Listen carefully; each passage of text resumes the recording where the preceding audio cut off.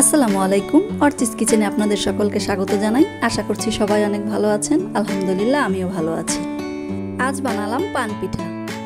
এই পিঠাকে বিভিন্ন জায়গায় বিভিন্ন নামে বলা হয়। এই পিঠাকে আমাদের এখানে বলা হয় পান পিঠা। চলেন তাহলে পান পিঠাটা আমি কিভাবে বানাই সেটাই আপনাদের সঙ্গে শেয়ার করি। আমি ব্লেন্ডারে ভিজিয়ে রাখা আতপ চাল গুঁড়ো করে নিয়েছি।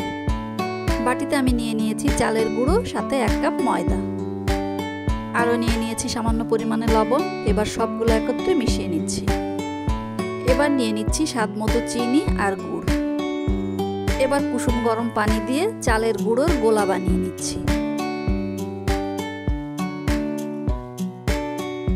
চামচ দিয়ে নেড়েচেড়ে একটা স্মুথ ব্যাটার তৈরি করে নিচ্ছি, যাতে কোনো দলা পেকে না থাকে। পান পিঠার ব্যাটার আমার গোলানো হয়ে গেছে। এবার চুলায় কড়াই বসিয়ে ভাজার জন্য দিয়ে দিচ্ছি সয়াবিন তেল।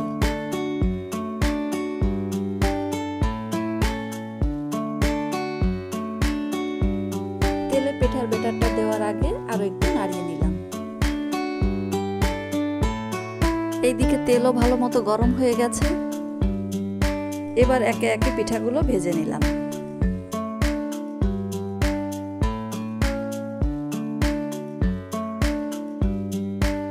পিঠাগুলো আমি একটু উল্টে পাল্টে মুচমুচে করে ভেজে নিয়েছি। আমার মুচমুচে পিঠা খুব পছন্দ।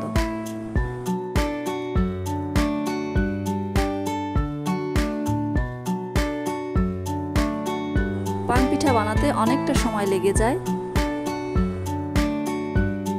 এই জন্য আমি পিঠা বানাতে রাতের বেলায় বসেছি। পিঠা আমার প্রায় সবগুলোই ভাজা হয়ে গেছে। তেল ঝরানোর জন্য জালিতে রেখে দিয়েছি।